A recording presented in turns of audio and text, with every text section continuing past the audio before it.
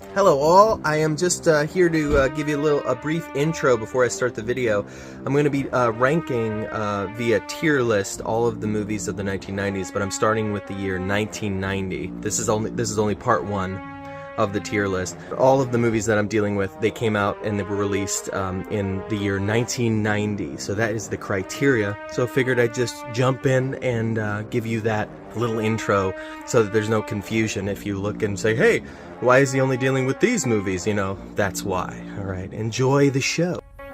Hello everybody, got a tier ranking for you nice people today.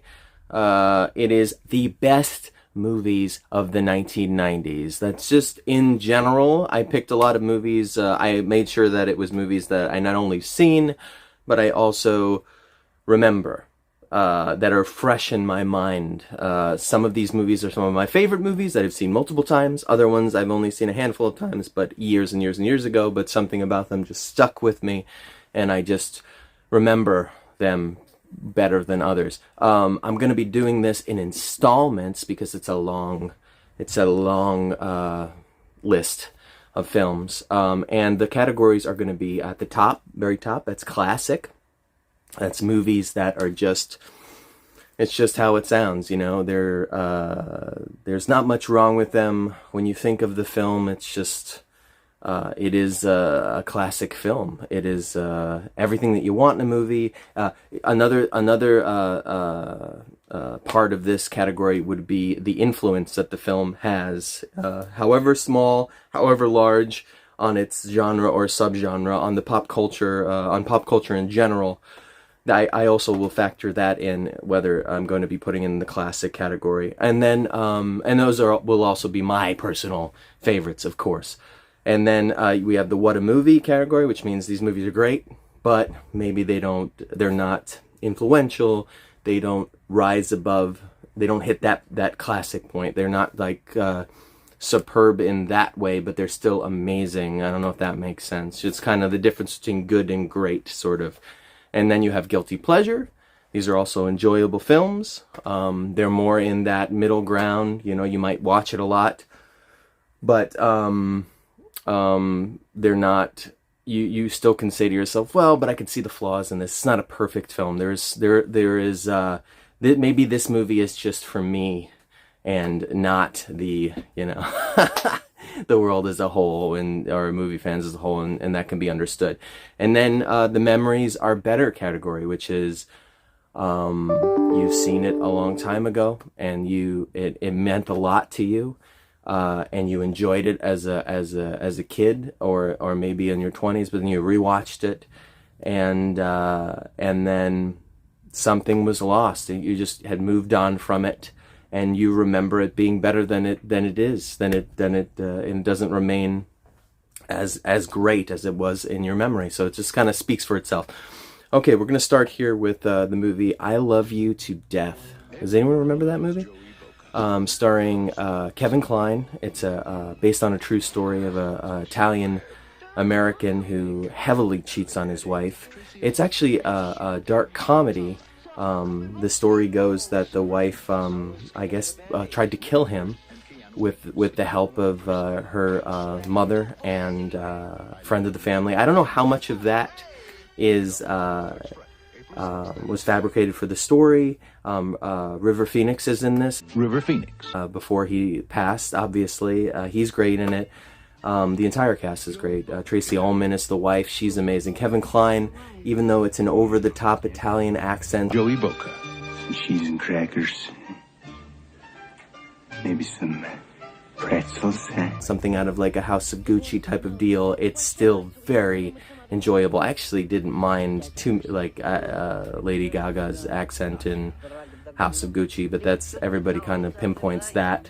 I mean, yeah, Jared Leto was a bit of a cartoon, but yeah, basically Kevin Kline's a cartoon in this, but it works. It's hilarious. They tried to kill him numerous times. It just never goes the way they want it to go, and it's well worth watching. So, I Love You to Death is fresh in my mind. I could still stand to watch it again, in order to really know for sure whether or not I am correct about this, but I'm actually going to put I Love You to Death in... Oh, man, that's tough. I'm going to put it in Guilty Pleasure. It is a great film, though. If you haven't seen this movie, you should really check it out. All right, next we have Leatherface, which is the third installment in the Texas Chainsaw Massacre franchise, directed by Jeff Burr. It was supposed to, I guess, fix all of the problems. It was kind of a course correction, one of the first in the series that people had felt the series had been led astray in part 2, gone leaning too much into the comedy and the buffoonery. Music is my life. Texas 2 is one of my favorites, horror movies in general. So you won't hear me saying that.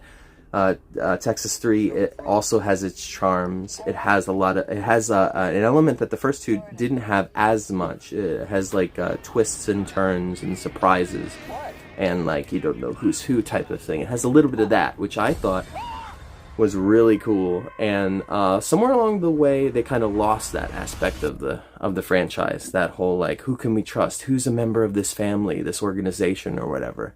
In part 4, it is revealed that the family may not even be family, that they're kind of planted there, put there by this shadow organization, Illuminati type group to terrorize travelers or people who are stranded and this and that. It's never really clear or made clear if there's any greater purpose or if it's just a bunch of rich people having fun. But it's kind of like I guess a Purge-esque concept that they also abandoned after part 4. I still keep it with me. I think that's the reason why the whole franchise makes sense. That's why the family members keep changing. I don't think there are any remakes in this franchise. I think it's all cohesive, and that's the thing that glues it together. That's my opinion. Part 3. Okay, Viggo Mortensen's in this. Early role before he blew up. He's great. I wish you'd call me Tex. I told you. I'm sorry, boy. God damn it, I'm sorry. The cast is good. They got a little girl in the family this time. They wouldn't have a kid in the family again until the remake in 2003 with the small boy from can't remember his name. He was in the Ring remake, and that movie Panic with Nev Campbell and William H. Macy. I can't remember his name now. But Leatherface. Ooh. Let's see here. I'm gonna put that in Guilty Pleasure too. Man, I hope that I like movies too much, I think, to make one of these lists too, which is gonna be a problem. Hopefully the memories are better, isn't completely bare. But okay, so we're gonna go again. Back to the Future Part 3. Baby, fly!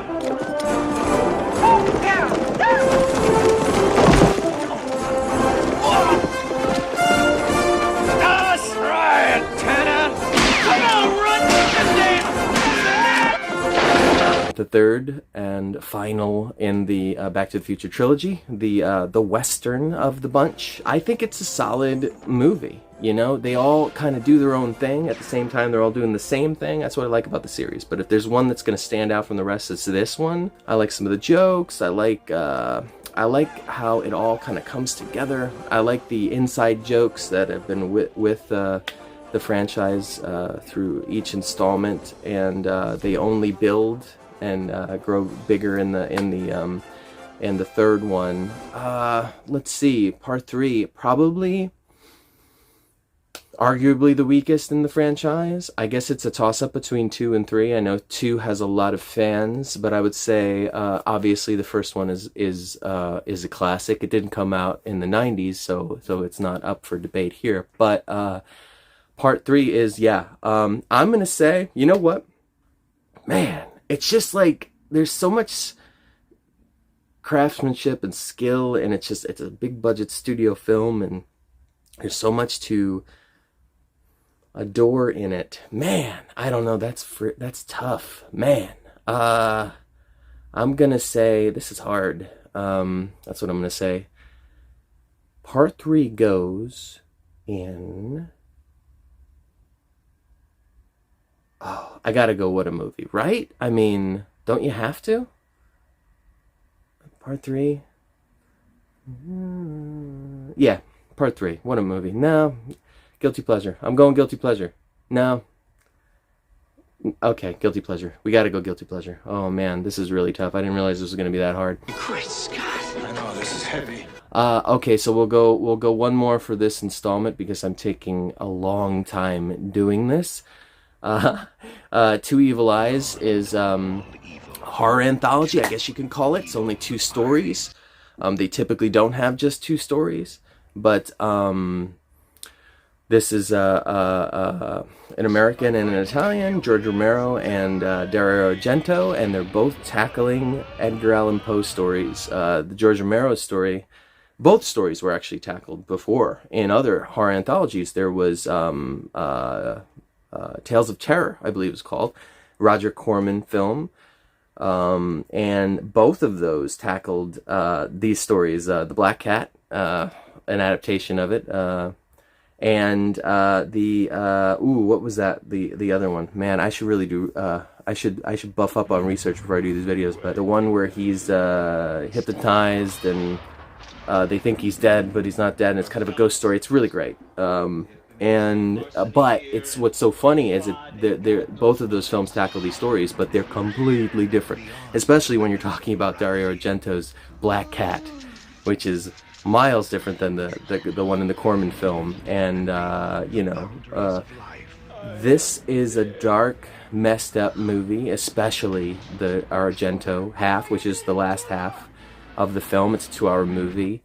Each get an hour. It's basically like 2 Masters of Horror episodes pushed together, before that show was a thing. And it is a good movie. It is a good movie, but it's not... It has its problems. It's great. It's not one of my favorite horror anthologies. That's like my favorite subgenre of horror is horror anthology, just to let you know. It's not a classic. It's not one a movie. So I'm going to put it on Guilty Pleasure. Wow, look at that. Look at that. It's just like packed. All of the other categories are abandoned, are disregarded like they're nothing. That is ridiculous. Okay, and then we will see you next time. Part 2 of the best films of the 90s. See, what's funny is you can see this, but you don't know what's over here. You don't know what's over here. Down there. You don't know yet, but you'll see. See you later. Bye-bye.